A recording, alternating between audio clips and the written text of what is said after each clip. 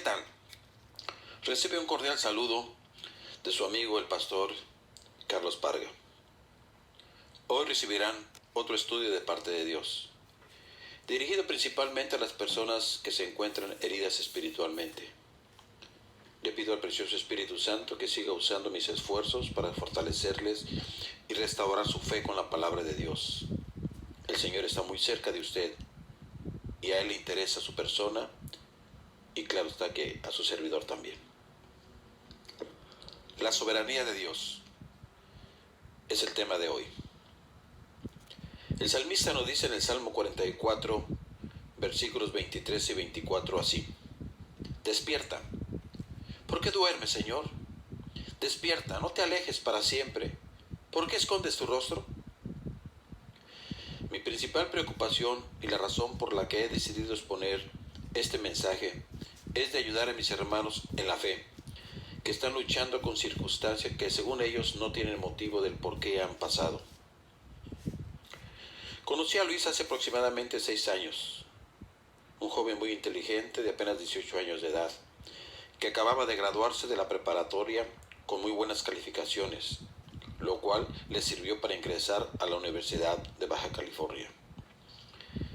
Él me decía que deseaba con todo su corazón servirle al Señor al terminar su carrera de medicina para irse como médico misionero, para ayudar a todo necesitado y claro está, para presentarles a Jesucristo como su único y suficiente Salvador. Ese llegó a ser su plan para el futuro. Pero en el primer trimestre de su carrera empezó a sentirse mal con síntomas de fatiga muy extraña y persistente.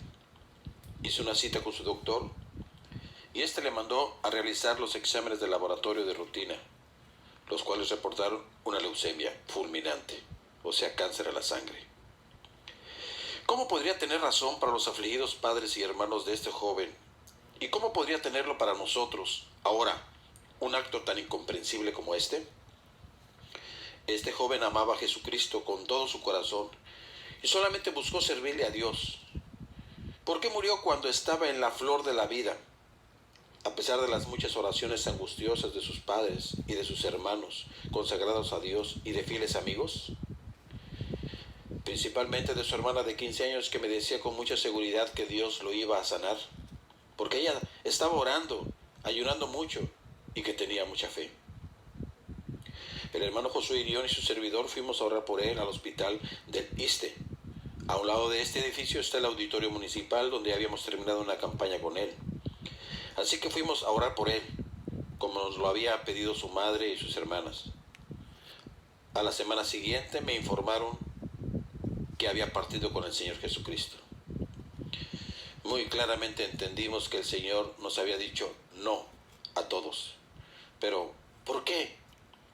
Pues si se le hubiera permitido vivir a este joven, a Luis, hubiera podido servir a cientos de personas pobres. No solo él habría podido atender a sus necesidades físicas, sino que en su mayor deseo era compartir el mensaje del Evangelio con aquellos que jamás lo habían escuchado. Así que su muerte no tenía razón para nosotros. ¿Por qué había de negarle al Señor Jesucristo sus dedicados servicios de médico? Los grandes teólogos del mundo pueden pensar en el dilema que nos plantea la muerte de este joven, pero no es probable que lleguen a presentar una explicación satisfactoria. El propósito de Dios en cuanto a la muerte de este joven es un misterio, y creo que permanecerá siéndolo. ¿Por qué se le permitió entrar a la universidad si no iba a vivir para terminar su carrera? ¿De dónde vino el llamamiento aceptado por él de ir como médico al campo misionero? ¿Por qué le fue dado tanto talento si no iba a poder utilizarlo? ¿Y por qué fue acortada la vida de un estudiante tan inteligente y prometedor cuando muchos adictos a las drogas viven largas vidas, siendo una carga para sus familias y a la sociedad? Estas inquietantes preguntas son mucho más fáciles de hacer que de contestar. El Señor no ha revelado sus razones para permitir el accidente automovilístico ocurrido en el año de 1998, en el cual perdieron la vida 4 de mis consiervos y una esposa de ellos, 5 en total. En una curva trató de rebasarlos un tráiler y al ver el chofer del tráiler que venía otro automóvil por su lado se les metió precipitadamente. Y el hermano que venía manejando tuvo que salirse de la carretera volcándose el automóvil en que venían, muriendo los 5. Todos ellos iban ya de regreso a sus hogares al DF, donde estaban pastoreando, después de haber estado en la convención que tenemos cada año en Monterrey, Nuevo León. Todos ellos eran verdaderos siervos de Dios. Ahora sus preciosas esposas e hijos han quedado en este mundo para continuar luchando. ¿Por qué? ¿Cuál fue el propósito de su trágica muerte? ¿Porque los hijos más jóvenes de estos matrimonios se han quedado privados de la influencia de su compasivo padre durante sus años de desarrollo? No lo sé. Al decir por primera vez el temible ¿por qué?, también pienso en la esposa de mi consiervo Juan. Él estuvo pastoreando por un tiempo y fue llamado supervisor del distrito del Golfo. Un día llegó más temprano que lo acostumbrado, que la secretaria a su oficina. De repente entraron 2 personas para robarle. Luego lo amarraron de manos y pies y le pusieron una bolsa de plástico en su cabeza. Cuando lo encontró la secretaria, ya era demasiado tarde. Ya había partido con el Señor Jesucristo. Si hubiera llegado un poco tarde, él no sería el muerto, sino la secretaria. Pero Dios permitió en el sentido permisivo, óigame bien, no en su voluntad, sino en el sentido permisivo que no fuera así. ¿Por qué? No lo sabemos. Esto ocurrió dentro de una familia que fielmente había honrado y servido a Dios durante años, de total dedicación, de total esfuerzo. Yo no trataría de explicarlo. Sencillamente hay momentos cuando las cosas salen mal por razones que quizás nunca comprenderemos. Otro ejemplo de aflicción y sufrimiento inexplicable fue el de un niño llamado Israel. Tuve el privilegio de conocerlo. De 10 años aproximadamente, hijo de un matrimonio que respeto y admiro mucho, José Chávez y su esposa Imelda. Un día estando en un supermercado, de repente pasaron unos niños corriendo y empujaron a Israel. Este cayó al piso golpeándose en su cabecita, en la parte posterior. Inmediatamente empezó a convulsionarse y al día siguiente murió, partiendo a la presencia de nuestro Señor Jesucristo. ¿Por qué? Si ellos son una familia consagrada al Señor en oraciones, en ayunos, y Él en el ministerio de evangelista, maestro, consejero, y ahora lo tiene el Señor como pastor, ella su esposa en consejería. ¿Por qué Dios permitió que muriera su hijo que estaba apenas gozando de sus padres y hermanos? Estas y 1.000.000 de otras fuentes de sufrimiento experimentados por los seres humanos plantean preguntas inevitables que inquietan el alma. ¿Por qué ha permitido Dios que esto me ocurra a mí? Esta es una pregunta a la que todos los creyentes y muchos incrédulos se han esforzado por contestar. Y contrario a lo que las enseñanzas de algunos cristianos en ciertos círculos, típicamente el Señor no se apresura a explicar lo que Él está haciendo. Si usted cree que Dios tiene la obligación de explicarnos su conducta, escuche los siguientes pasajes de la Biblia. Salomón escribió en Proverbios 25:2: Gloria de Dios es encubrir un asunto. Isaías 45:15 declara: verdaderamente tú eres Dios que te encubres. En Deuteronomio 29:29 leemos: las cosas secretas pertenecen al Señor nuestro Dios. Eclesiastés 11:5 proclama: como tú no sabes cuál es el camino del viento o cómo crecen los huesos en el vientre de la mujer encinta, así ignoras la obra de Dios, el cual hace todas las cosas. Isaías 58:8 y 9 enseña: porque mis pensamientos no son vuestros pensamientos, ni vuestros caminos mis caminos. Declara el Señor en Isaías 55:9: porque como los cielos son más altos que la tierra, así mis caminos son más altos que vuestros caminos, y mis pensamientos más que vuestros pensamientos. Desde luego, la Biblia nos dice que nosotros carecemos de la capacidad para comprender la mente infinita de Dios, o la manera en que Él interviene en nuestras vidas. Qué arrogantes somos cuando pensamos lo contrario. Tratar de analizar su omnipotencia es como si un parásito tratara de comprender el comportamiento del ser humano. Romanos 11:33 indica que los juicios de Dios son insondables y sus caminos inescrutables. Una manera de hablar parecida a esta la encontramos en la primera carta del apóstol Pablo a los Corintios en el capítulo 2, versículo 16, donde dice: porque ¿quién ha conocido la mente del Señor para que le instruya? Por supuesto, a no ser que Dios escoja explicarnos su comportamiento, lo cual no lo suele hacer, sus motivos y propósitos están fuera del alcance de nosotros los seres mortales. Lo que esto quiere decir en términos prácticos es que muchas de nuestras preguntas, especialmente las que empiezan con la palabra ¿por qué?, tendrán que quedarse sin respuesta por ahora. El apóstol Pablo se refirió al problema de las preguntas sin contestar cuando escribió: ahora vemos por espejo, oscuramente, mas entonces veremos cara a cara. Ahora conozco en parte, pero entonces conoceré como fui conocido. Primera de Corintios 13:12. Pablo estaba explicando que no tendremos el cuadro o panorama completo hasta que estemos en la eternidad. De ahí se deduce que debemos aprender a aceptar nuestra comprensión parcial. Lamentablemente muchos jóvenes creyentes y también algunos adultos no saben que habrá momentos en la vida de cada persona cuando las circunstancias no tienen razón, cuando nos parece que lo que Dios ha permitido no tiene motivo alguno. Este es un aspecto de la fe cristiana del cual no se habla mucho. Tenemos tendencia a enseñarles a los nuevos cristianos las porciones de nuestra teología que son atractivas a la mente secular. Por ejemplo, en una ocasión leí en un folleto esto: Dios te ama y tiene un plan maravilloso para tu vida. Esta declaración es totalmente verdadera. Sin embargo, da a entender que el creyente siempre comprenderá ese plan maravilloso y que lo aprobará. Eso podría no ser cierto. Para algunas personas, tales como mi consiervo el pastor Rolando Vallejo, significa vivir en una silla de ruedas como un cuadripléjico. Para otras significa una muerte prematura, pobreza o el desprecio de la sociedad. Para el profeta Jeremías significó ser arrojado en una cisterna. Para Juan el Bautista significó que le cortaran la cabeza. Sin embargo, aún en las más terribles de las circunstancias, el plan de Dios es maravilloso, porque finalmente a los que aman a Dios, todas las cosas que están en armonía con su voluntad les ayudan a bien.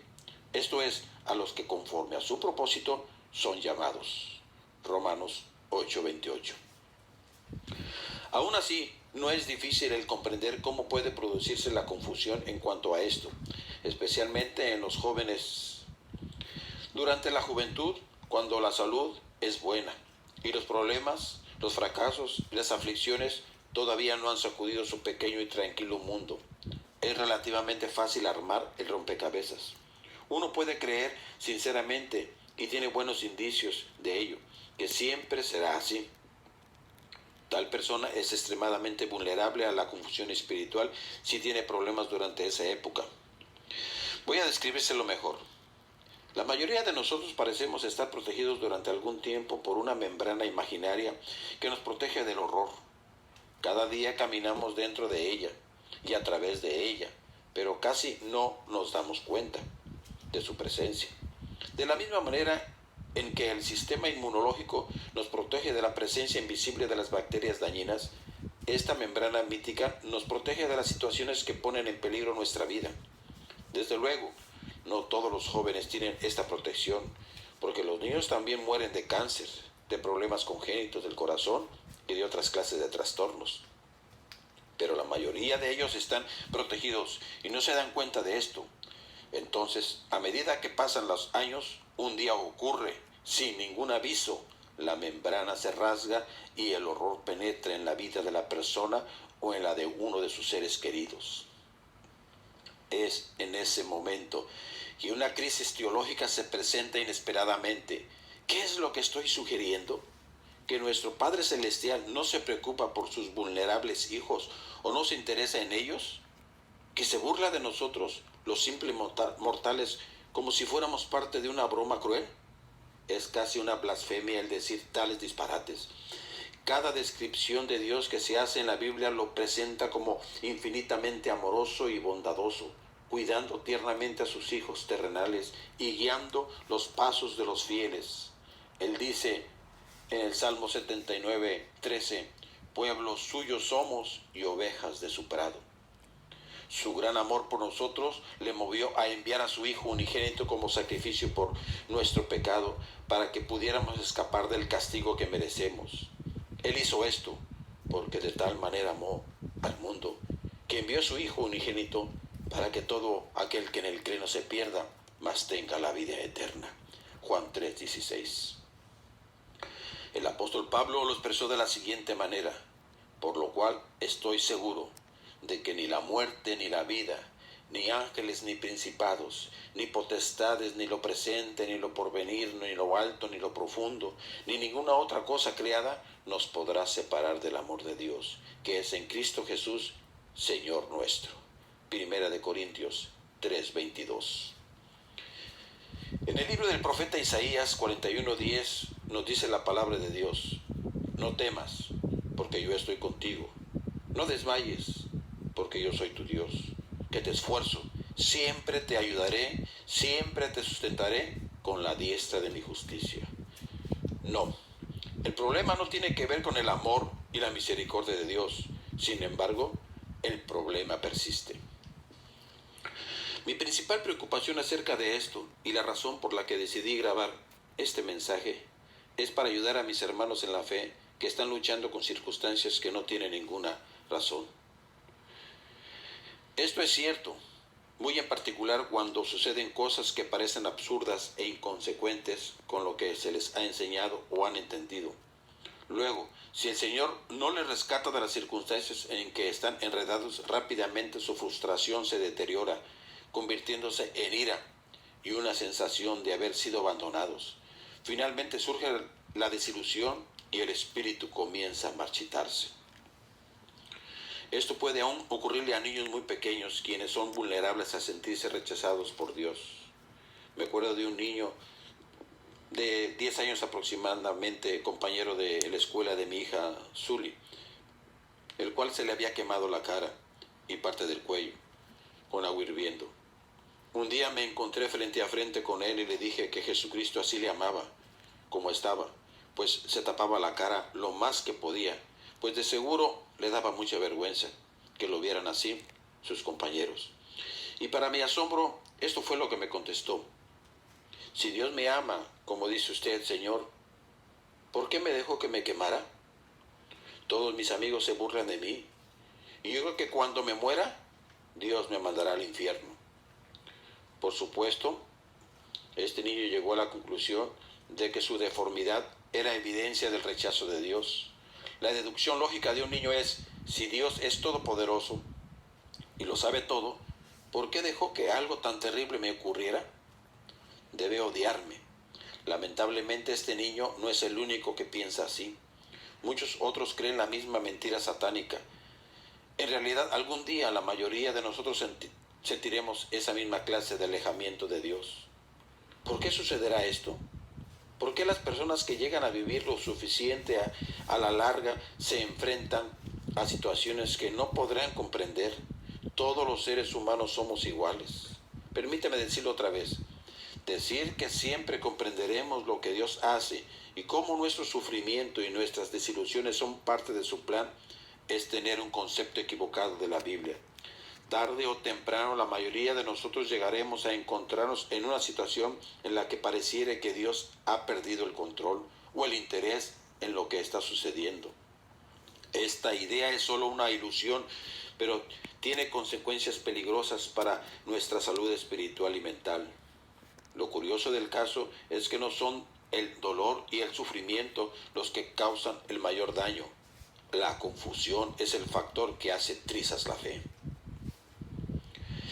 El espíritu humano es capaz de resistir una enorme cantidad de aflicciones, incluso el encontrarse ante la perspectiva de la muerte. Si las circunstancias tienen sentido, Muchos mártires prisioneros, políticos y héroes de la guerra han ido a sus tumbas con gusto y llenos de confianza. Comprendieron el sacrificio que estaban haciendo y aceptaron lo que eso significaba en sus vidas. Su actitud parece ser la de pensar: la causa por la que estoy arriesgando mi vida está más que justificada.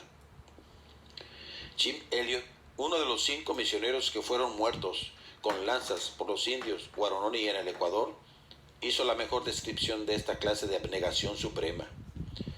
En su libro titulado Portales de Esplendor, Elizabeth Elliot, su esposa, citó las palabras dichas por él: no es tonta la persona que entrega lo que no puede retener para ganar lo que no puede perder. Ese concepto basado en la Biblia transforma el martirio en una victoria gloriosa. En contraste, los cristianos que se sienten confundidos y desilusionados con Dios no tienen ese consuelo. Es la ausencia de significado lo que hace que su situación sea intolerable. Al encontrarse en esa situación, su depresión causada por una enfermedad inesperada o la trágica muerte de un ser querido realmente puede ser más intensa que la experimentada por el incrédulo que ni esperaba ni recibió nada. No es raro el escuchar a un cristiano que se siente confundido expresar enorme inquietud, ira o incluso blasfemias. Este individuo confuso es como una niñita a la que su padre divorciado le ha dicho que va a ir a visitarla. Y si no lo hace, ella sufre más que si él nunca se lo hubiera dicho.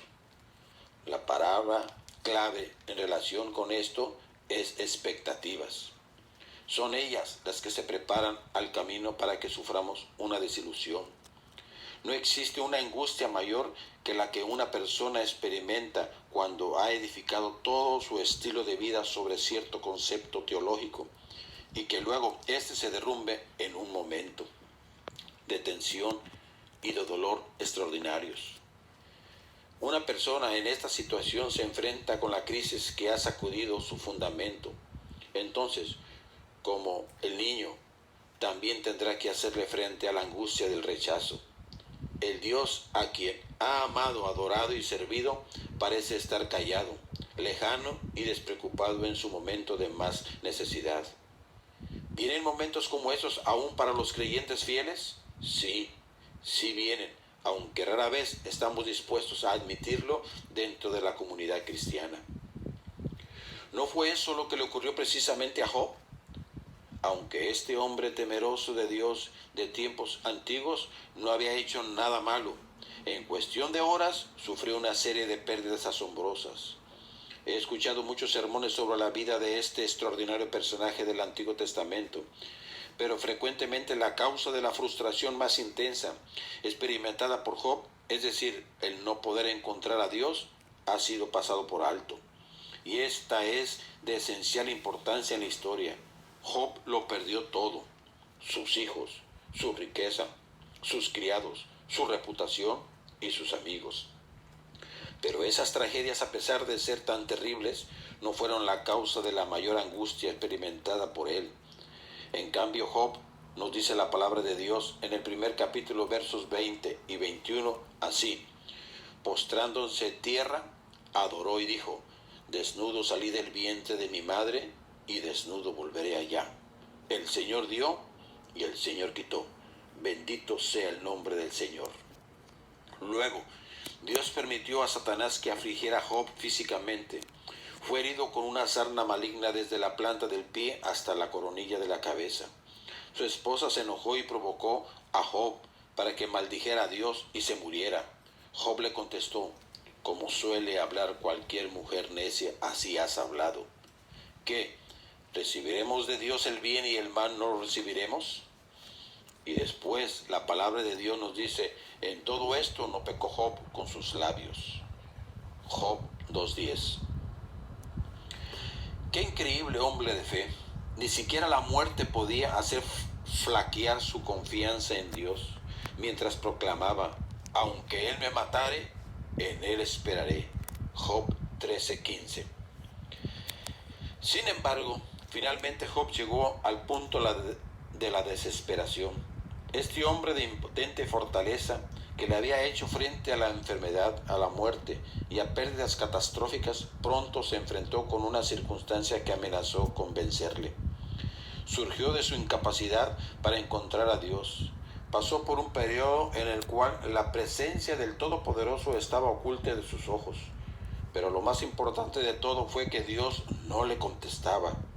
Job expresó su enorme angustia con las siguientes palabras: hablaré con amargura, porque es más grave mi llaga que mi gemido. ¿Quién me diera el saber dónde hallar a Dios? Yo iría hasta su silla, expondría mi causa delante de él y llenaría mi boca de argumentos. Yo sabría lo que él me respondiese y entendería lo que me dijera. ¿Contendería conmigo con grandeza de fuerza? No, antes él me atendería allí. El justo razonaría con él y yo escaparía para siempre de mi juez. He aquí yo iré al oriente y no lo hallaré, y al occidente y no lo percibiré. Si muestra su poder al norte, yo no lo veré, al sur se esconderá y no lo veré. Job 23, del 2 al 9. Debemos suponer que esta incapacidad para encontrar a Dios y hablar con Él en ciertos momentos de crisis personal fue algo exclusivo de Job.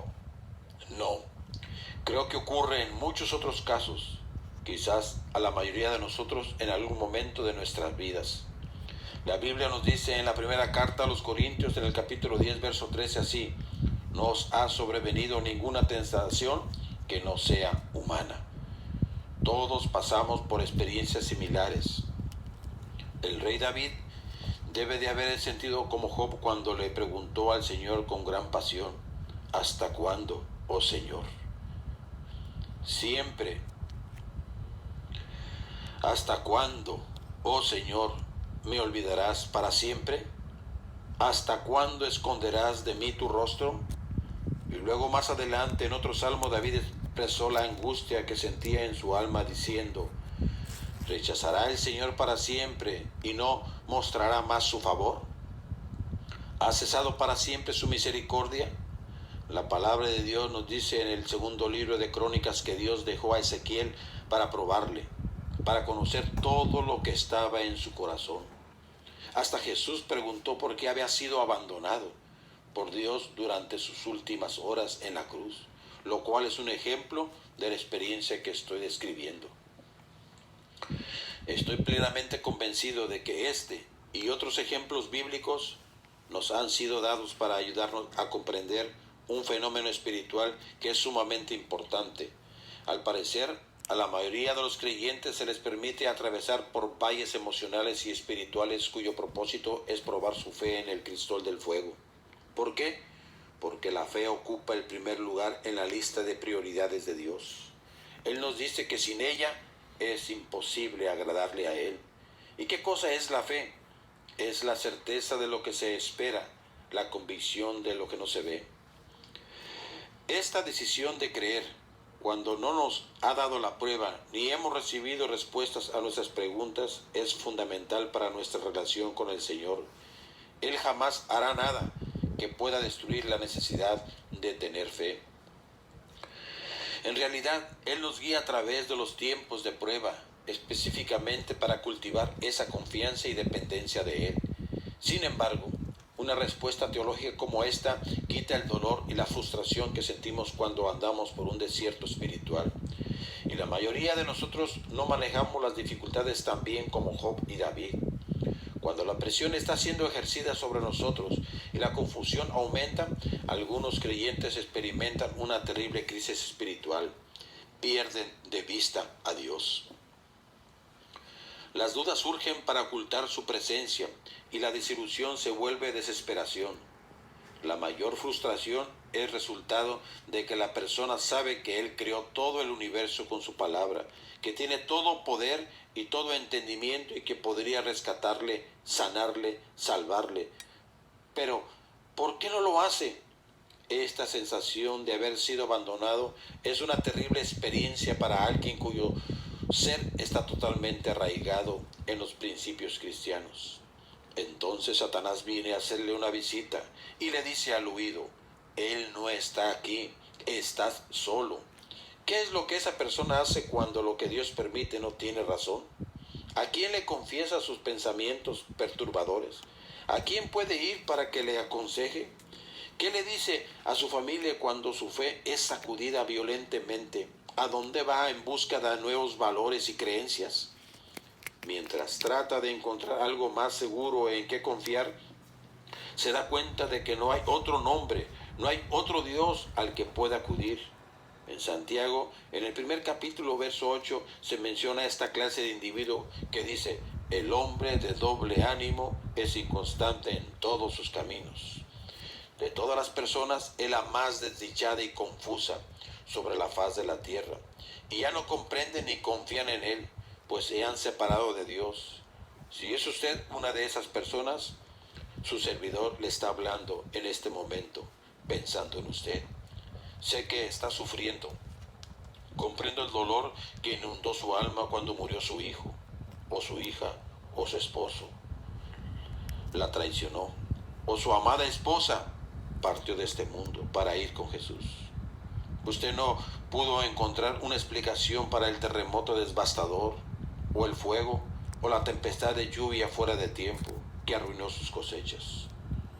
El gran peligro en que se encuentran las personas que han experimentado esta clase de tragedia es que Satanás utilizará su dolor para hacerles creer que Dios les ha escogido como víctimas.